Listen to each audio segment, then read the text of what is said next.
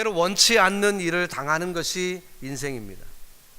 때로 내가 원하는 길대로 가지 못하는 일들이 너무나 많습니다. 내 생각대로 일이 풀리질 않습니다. 내 마음대로 되질 않습니다. 자, 그것이 우리의 인생이죠. 그래서 우리 인생 가운데 걸어가는 그 걸음걸음이 때로는 힘들고 어려워서 낙심천만일 때가 한두 번이 아닙니다. 이스라엘 백성들은 나라를 잃어버렸습니다. 이것이 어찌 가능한 일이었을까요? 있을 수 없는 일이죠.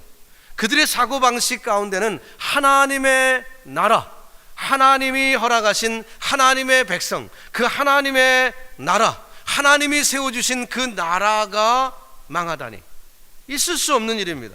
그들에겐 상상할 수 없는 일이 벌어졌습니다. 바벨론 포로 생활로 침울하게 살아가는 그들, 정말 어찌 이런 일이 벌어질 수 있을까? 물론 자신들의 죄가 많이 있었고 그 죄 가운데 나라를 망칠 만한 일들이 지도자층부터 시작해서 저 서민에 이르기까지 총체적인 부패가 그들에게 있었지만 그래도 하나님의 나라인데 어찌 이런 일이 있을 수 있었을까? 그들은 주어진 환경을 이해할 수 없었습니다. 참 어려움 가운데 이 포로 생활을 보내고 희망 없이 소망 없이 걸어가는 그들에게 하나님께서는 은혜를 주셨습니다. 이 이사야서를 통해서 해방의 소식, 또 하나님께서 장차 이루실 그 일들을 주님은 말씀을 통해 그들에게 허락해 주신 것입니다.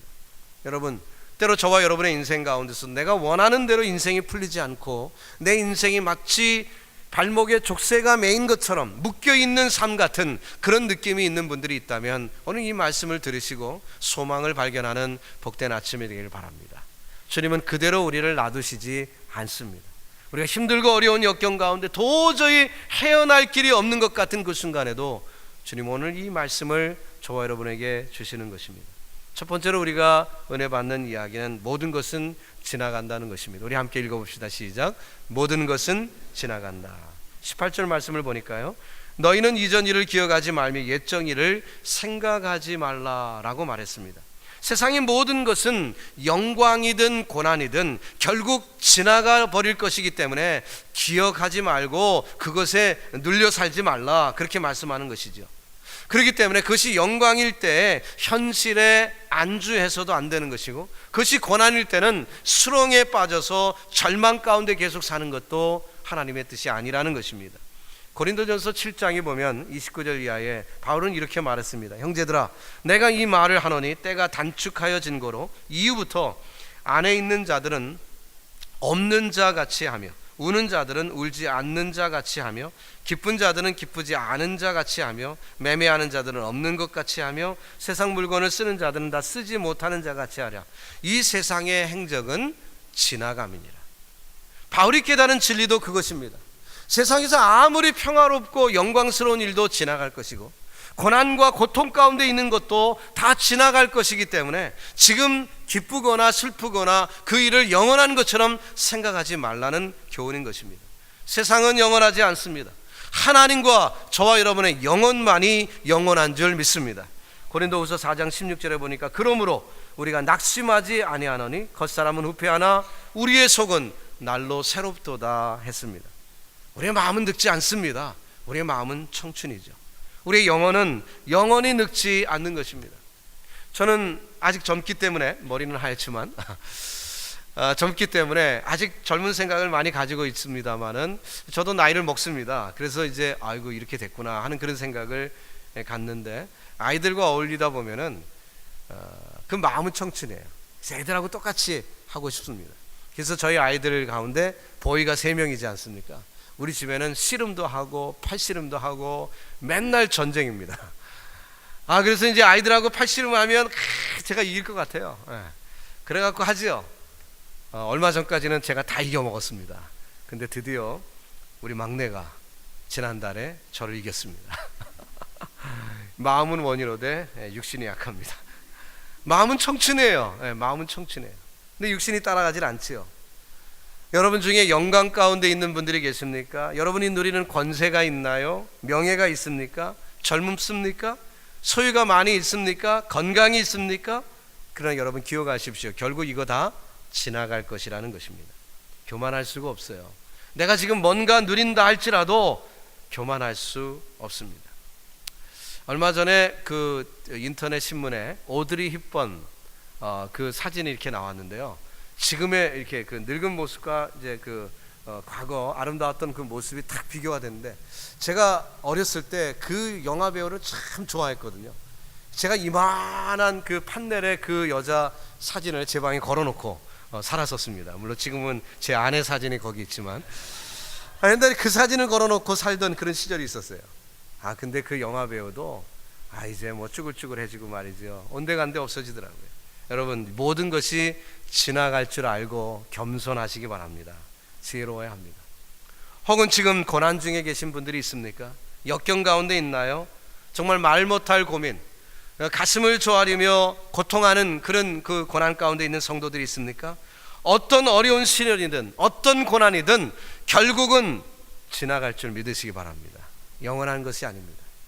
계시록에도 보면 열흘 동안 고난이 온다 그랬어요. 열흘 동안. 그리고 요한계시록 3장 10절에서 주님이 또 말씀하기를 내가 나의 인내의 말씀을 지켰은즉, 주님이 주신 말씀을 가리켜서 여기에 닉네임이 붙어 있는데요. 어떤 말씀이라고 했습니까? 인내의 말씀이다. 인내의 말씀. 인내가 필요한 말씀이라는 거예요. 주의 말씀은 듣고 우리가 실천하며 살아갈 때 꼭 필요한 것이 인내라는 것입니다. 그것을 지켰은즉 내가 또한 너를 지키어 시험의 때를 면하게 하리니 이는 장차 온 세상에 임하여 땅에 거하는 자들을 시험하는 때라. 오늘 본문 19절에서도 말씀하기를 보라 내가 새 일을 행하리니. 새 일을 행한다. 과거가 지나갔다는 것입니다. 간단한 말씀이죠. 그 모든 것은 지나갈 것이다. 아주 짧은 그리고 명백한 진실이지만 이것을 깨닫는 것이 인생에 얼마나 중요한지 모릅니다. 여러분, 저와 여러분의 인생에 있어서 하나님의 말씀을 인내하며 지키시기를 바랍니다. 그리고 그것을 지켜나갈 때 우리에게 인생에 닥치는 수많은 고난이나 역경 혹은 영화로운 수많은 일들도 다 지나갈 것임을 명심하셔서 지혜롭게 믿음으로 사는 주의 귀한 백성들이 되시길 바랍니다. 두 번째로 우리에게 주시는 교훈은 그 어려움과 역경 속에서도 희망이 있다는 것입니다. 우리 함께 보십시오. 읽어보십시오. 시작. 희망이 있다. 19절 말씀을 봅니다. 보라 내가 새 일을 행하리니 이제 나타낼 것이라 너희가 그것을 알지 못하겠느냐. 정령이 내가 광야의 길과 사막의 강을 낼 것이라 말씀했습니다. 운전하는 사람들이 뒤를 쳐다보고 운전하는 사람 없지요. 아무리 아름다운 경관을 보며 지나갈지라도 그것을 아쉬워하며 뒤로 두고 앞을 보며 운전을 해야 될 것입니다. 요즘 이 파크웨이로 운전을 하다 보면요, 너무너무 아름다워요.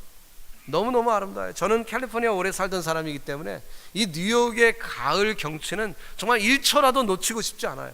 오늘도 아침에 눈을 뜨고 그냥 나오는데 눈을 더 크게 뜨고 나왔습니다.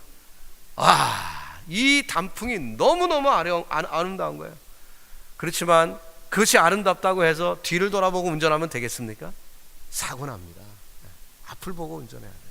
아무리 아름다운 것이 지나간다 할지라도 그것이 연연해 있어서는 안 됩니다. 앞을 보고 운전해 나가야죠. 고난도 마찬가지라는 것입니다.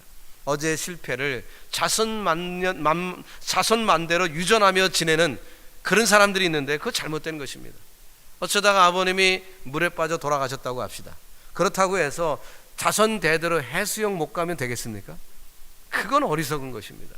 아버님이 혹시 그렇게 어려움을 당하셨다 할지라도 자손들에게 그것을 물려줘서는 안 되는 거죠. 제가 한국에서 자랄 때 일이었습니다.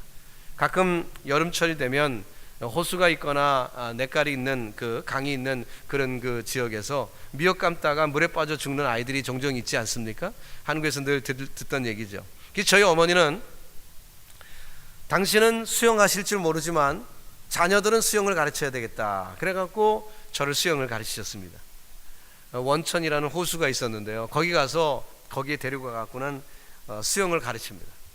저희 어머니는 밖에서 야 이렇게 몸에 힘을 빼. 그리고 그러면서 열심히 이론만 아시는 거예요. 수영을 못 하시는 분입니다.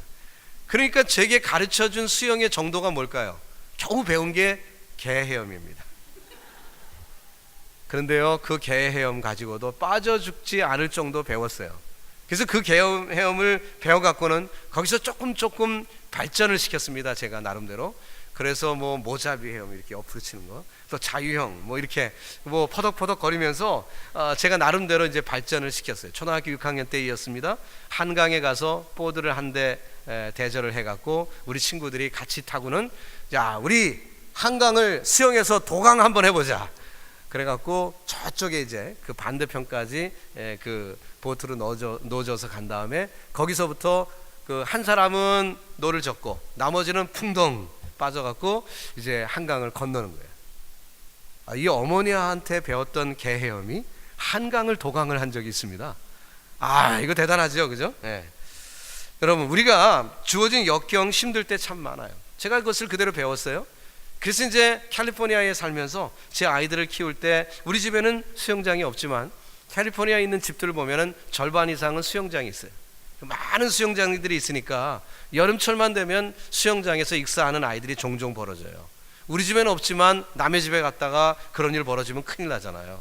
그래서 저는 우리 아이들을 다 수영을 다 가르쳤습니다.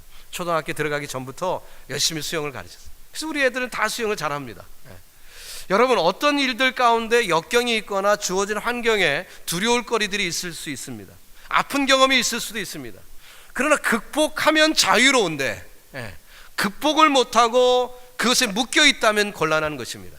그것을 극복하면 오히려 더 유익한 것이 돼서 그 환경을 딛고 일어섰기 때문에 더 희망찬 삶을 살 수 있는데 그러지 못하면은 그것에 묶여 사는 어리석음이 있다는 거예요. 절망 속에서 희망을 볼 수 있어야 하는 것입니다. 오늘 본문 안에서는 절망 가운데 빠져 있던 그들입니다. 사막이 있습니다. 그러나 주님의 말씀은 사막에 강을 내리라, 광야에 길을 낼 것이다. 주님은 그 어두움 속에서 희망을 보라고 말씀하고 있습니다. 청소년기 어두운 삶을 살았던 분들이 계십니까? 그 그늘에서 벗어나지 못하면 그것이 우리의 발목을 붙잡아 영원토록 평생토록 정말 고난 가운데 그렇게 낙심하며 살지만, 그러나 그 청소년기의 고난과 역경을 오히려 딛고 일어서면 그것을 극복하면 더 나은 삶을 살 수 있는 그 희망을 쏘게 된다는 거예요. 여러분 그런 은혜가 있기를 주님의 이름으로 축원합니다.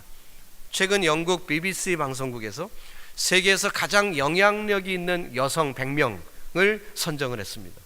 여기에 한국 사람이 딱 한 사람 뽑혔어요. 100명 중에 딱 한 사람이 한국 사람인데, 그러면 여러분 그 이름 누굴까요? 생각하면 혹시 박근혜, 김연아, 박인비 뭐 이런 분들이 이름에 머릿속에 떠오를 것입니다. 그러나 우리의 예상은 다 빗나가고 그는 21살짜리 탈북 여성인 박연미라는 학생입니다. 그가 15살 때 탈북 과정에서 이런 경험을 했습니다.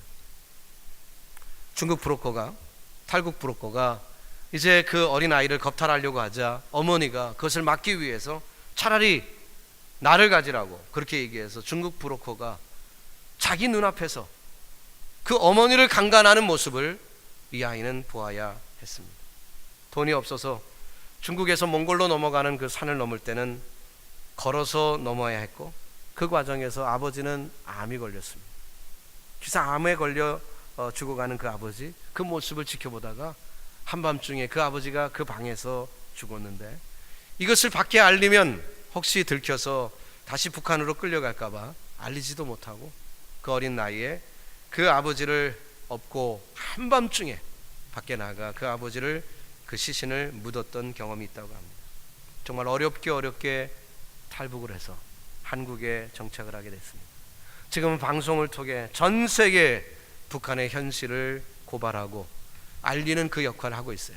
그래서 많은 사람들이 그 21살짜리 그 청년의 메시지를 듣기 위하여 인터넷에 클릭을 하고, 그 청년이 녹화한 이야기가 있으면은 수천만 명 이상 되는 사람들이 그것에 관심을 가지고 보고 있다고 합니다.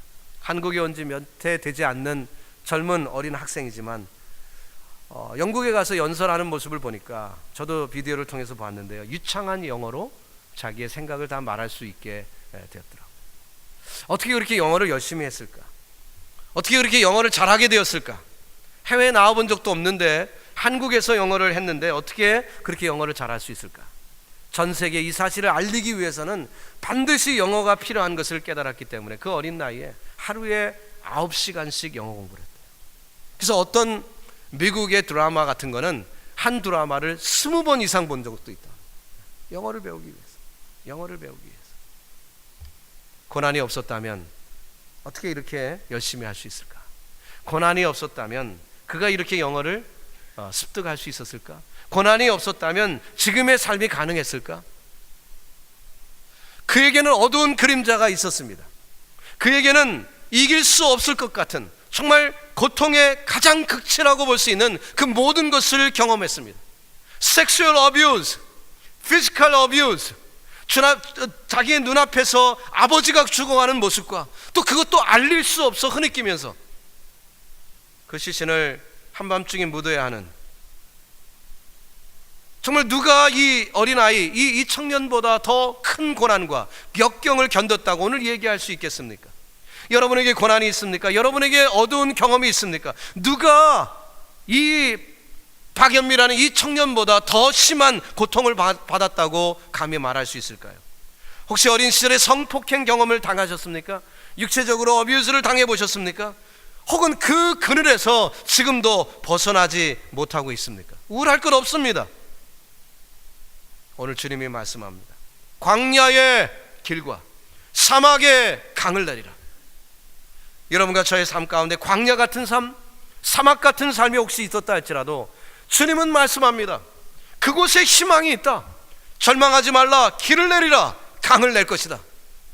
여러분, 저와 여러분에게 주시는 이 말씀을 들으시고 아무리 역경과 어려움, 이 민생활의 고난 가운데 있다 할지라도 희망을 쏘는 믿음의 백성들이 되길 주 예수의 이름으로 축원합니다. 무언가 잘못한 일이 있어서 후회가 되는 경우가 있습니까? 회개할 일이 있다면 회개의 문턱을 넘으십시오. 그리고 오늘 새 출발을 하시길 바랍니다. 이혼을 당하셨습니까? 쓰디쓴 어려움을 당하셨습니까? 오늘 새 출발하십시오. 인간은 악을 저지르지만 하나님은 그 악을 선으로 바꾸시는 하나님이신 줄로 믿습니다. 우리가 만일 회개의 문턱만 넘기만 하면, 우리가 만일 회개의 문턱만 넘기만 하면 광야의 길을 내시는 주님을 경험하게 될 줄로 믿는 것입니다. 성경을 돌아봅시다. 요셉은 어떻습니까? 요셉은 평생 악을 만나고 살았습니다. 어린 시절 자기의 동생을 낳다가 어머니가 작별 인사도 못하고 돌아가십니다.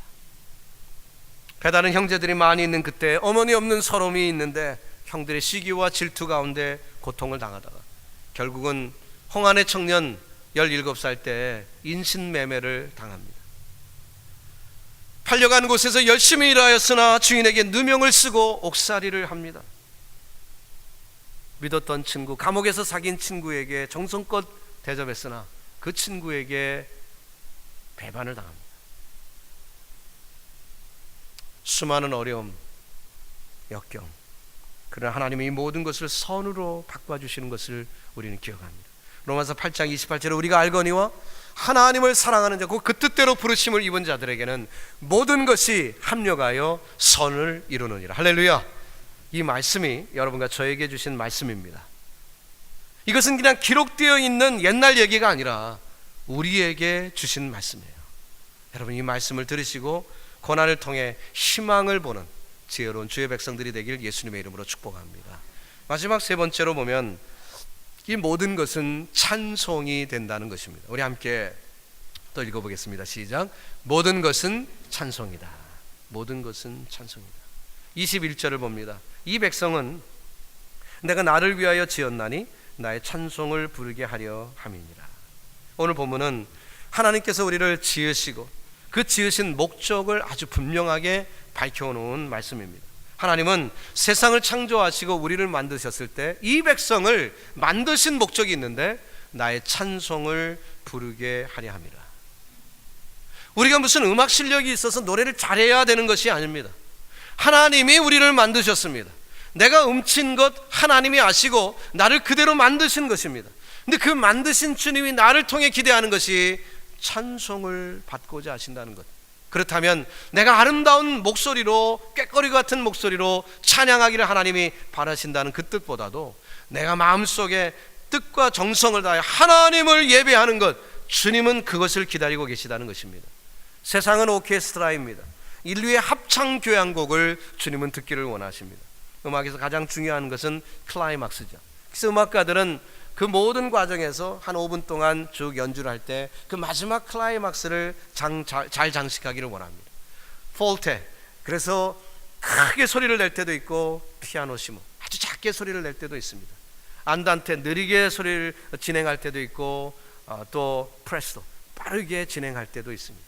음의 높고 낮음이 있고, 때로는 불협화음도 이용해야 될 때도 있습니다.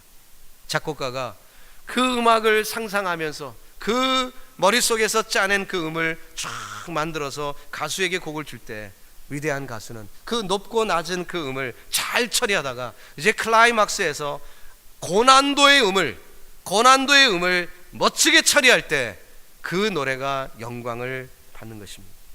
여러분, 저와 여러분의 인생에서도 주님은 클라이막스, 우리의 인생이 고난도의 음악을 통하여 하나님은 영광 받기를 원하십니다. 혹시 노년에 늦게 얻은 자식이 있는데 그 아들이 그만 자폐인 것을 발견하게 되었습니까? 그 아이를 키우기 위해 어머니는 자기 인생의 꿈을 포기해야만 되겠죠. 인생의 고난도의 음을 연주하라고 하나님이 말씀하신 것입니다. 여러분이 원치 않는 고난이 있습니까? 왜 하필 내게는 이런 시련이 있는가? 왜 내가 하는 일은 이렇게 잘 안 되는가? 주님은 여러분에게 고난도의 그 불협화음 속에 하나님의 영광을 돌리는 그 음악을 연주하기를 기대하고 계시는 것입니다. 하박국이 그것을 깨닫기까지는 시간이 좀 걸렸습니다. 그래서 하나님께 질문했습니다. 왜 이런 고난이 있습니까?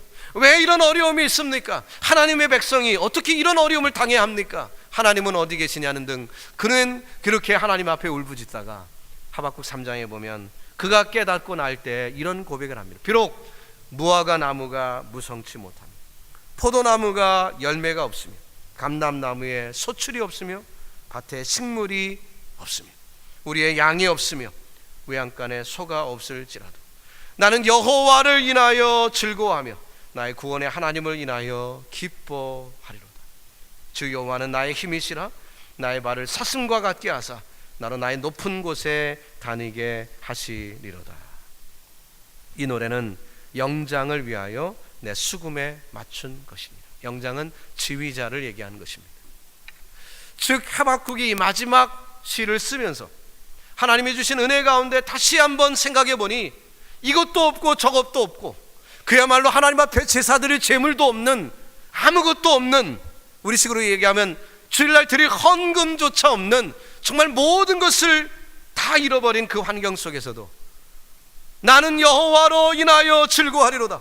세상에 다 잃어버렸어도 내게 있는 분이 계신데 여호와 하나님, 내게 계신 그 주님, 그 한 분 때문에 나는 그분으로 인하여 즐거워하리로다. 이것은 읊조리며 고요하게 부른 노래가 아니라, 혼자 그저 구석에서 부는 노래가 아니라 영장, 즉 찬양대 지휘자를 통하여 함께 합창으로 영광의 노래로 이 찬양을 하기를 원하여 글을 썼다고 고백하고 있습니다.